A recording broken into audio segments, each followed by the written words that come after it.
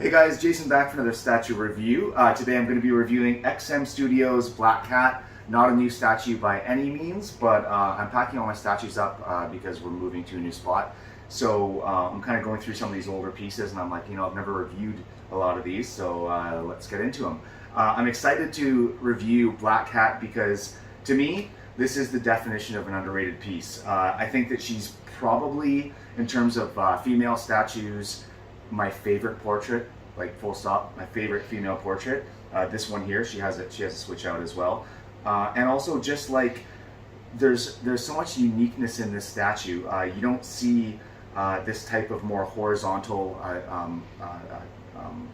pose to many statues.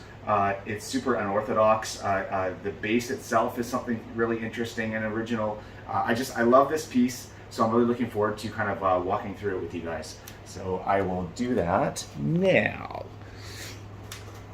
But before we do that, get out of here. But before we do that, let's look at what came in the box. So in the box, first of all, is this awesome art print.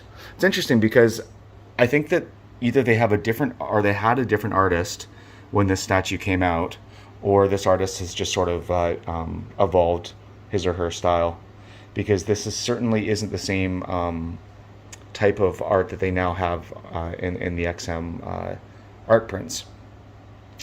So next we'll look at the switch outs. So this is the switch out portrait, which is also a nice looking portrait actually. I forgot that this even came in the box until I opened the box up to put her in. But that's a nice portrait, and she came also with a second hand. I'll see if I can put these on her later, because I've actually never put those on. The assembly handbook that XM Studios used to come with, now they do most of their stuff through YouTube videos. I prefer these assembly handbooks, to be honest. So now let's get into the actual statue herself. And this is kind of funny, something that my fiance just mentioned, is that I also have a Black Cat poster up there by J. Scott Campbell, or not a poster, an art print, I should say. Poster, jeez. So let's get into her. And you can tell right off the bat that she is, like I said, something special and unique. I can't think of any other statues off the top of my head where the character no, that's not true. I was gonna say I can't think of another statue that has the character has this reclining pose, but I literally just got Deja Thoris in from Sideshow that has this reclining pose. But that's also another really fantastic statue. But the difference here is that her base is almost a second statue in itself. This giant sculpted cat.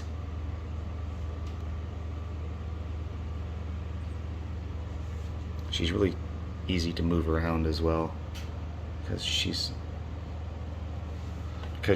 sort of grounded and not prone to tipping.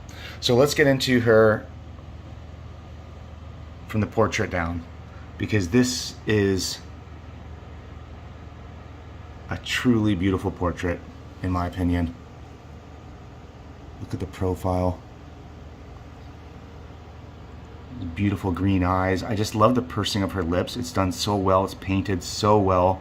The makeup around her eyes. Oh, this is just a piece that sits on here and it's hard to get it. Whatever. Anyways, the makeup around her eyes is fantastic and subtle.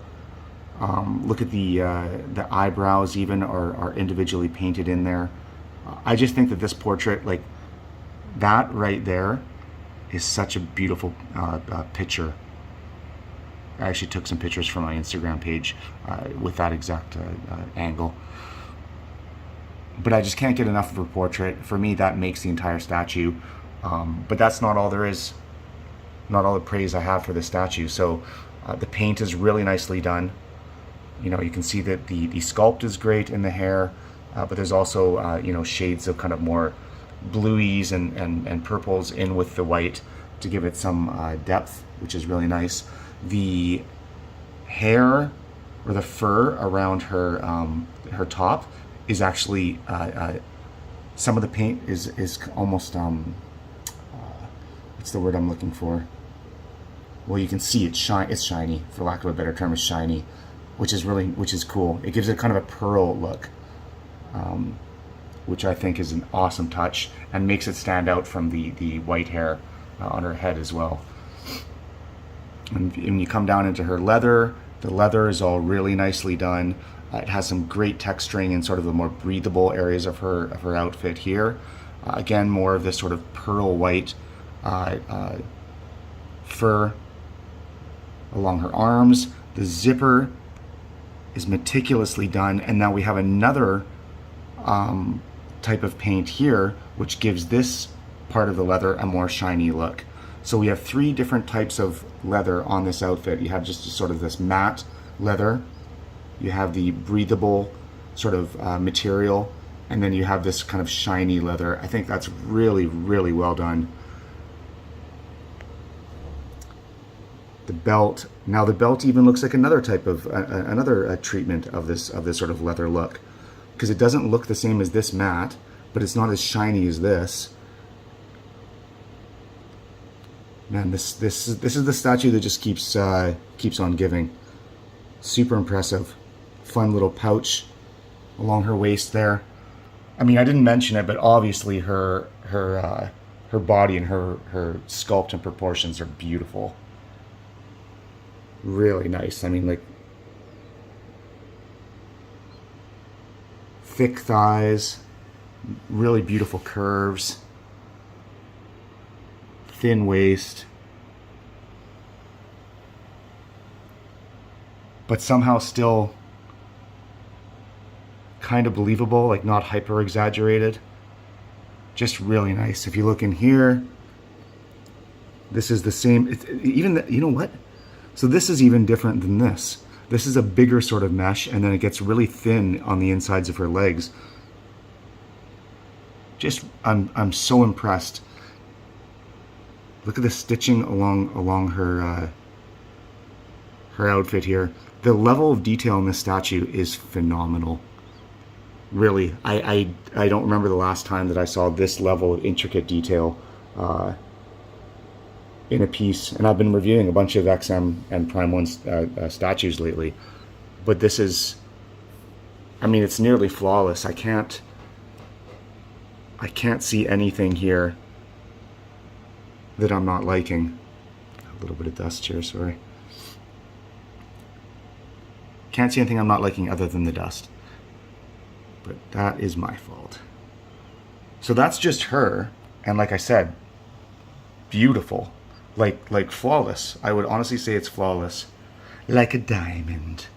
But if you go down and look at her actual base, this is amazing as well. Like, look at the texturing of the paint, like the layers of the paint and how they got this really cool sort of weathered, I don't know what this is. Supposed to be jade? I'm not really sure, but some sort of a weathered sculpture cat look. If we just look at it from back here, that's what it looks like from the side. And it's just awesome. It's just really cool. The sort of chunkiness and almost like geometric shapes of the muscles of the cat. It's not completely organic. It looks like it's been chiseled and carved intentionally, and I think that's super cool. Even going into his muscles and his shoulders, like, it looks carved. It doesn't. It's not completely organic, which is exactly how it should look, you know, as a sculpture. And if you look at the detailing, like little jewels and that gold really pops against the green. Jewels back here, or actually just more gold back here. And then when you get into the gold here on the actual cat, there's like different shades. There's more of kind of a coppery tone here, and then there's actual different shades of gold within this, and it just looks so impressive. This is one of those statues that on first impression you see it and you're like, oh, that's a really cool statue. It's unique, you know, it's got a reclining back, but then as you look into it, the intricacy of it all is mind-blowing. This pops off. This comes separate and it just sits there.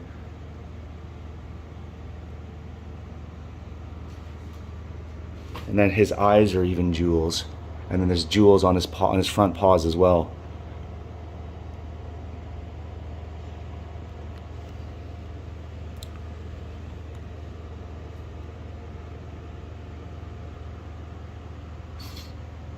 I love her. I mean, going back to her for a second, but I just love the pose, the way her hand just sort of falls there off the back of the cat's statue. It has a really nice relaxed look. Just her overall sculpt, the way her legs sort of gently fall to the side a little bit as she's sitting there reclined. Everything about this statue to me is just, it's 10 out of 10. I don't say this about many of my statues, but I think that this is a 10 out of 10 statue for me. Which is really crazy because I have a lot of statues, and I have a lot of statues I really love. And she is a little bit smaller, so she doesn't pop in a collection just because of her size. You know what I mean? She doesn't command a lot of attention, and you know, doesn't take up a whole lot of space. So because of that, she might be overlooked in some collections, as I think she might have even been in mine, or might be in mine. But if you look at her closely, I believe that she's a 10 out of 10 statue. I can't find a flaw in her. I really can't. She's the type of statue that you want to just keep looking at. And it's funny, even you know, she's one of my fiance's favorite statues, but also even other people that come over. The woman that cleans our house, it's her favorite statue of all of my statues. So there is something definitely special about her. And for any of you who did end up picking her up when she was available, or picked her up after the fact, I would assume you guys feel the same way. So let me just quickly try to, gotta be very careful when I'm doing this stuff, especially with one hand. I just want to try the other portrait. Okay, so that's the other portrait. Let's take this off and put her other hand on. I've never actually, like I said, I've never seen her with this, so. Oh, that's interesting. She's touching her lip almost. That's a cool pose as well. I wouldn't display her like this because, like I said, that other portrait is legit my favorite portrait of any statue I have. But this is also a really fun way to display her as well. Wasn't even aware that it was an option. Cool. Okay, guys, that's it for my review of the XM Black Cat. I hope you enjoyed. If you did, like and subscribe. And as always, guys, have a good one. And until next time, later.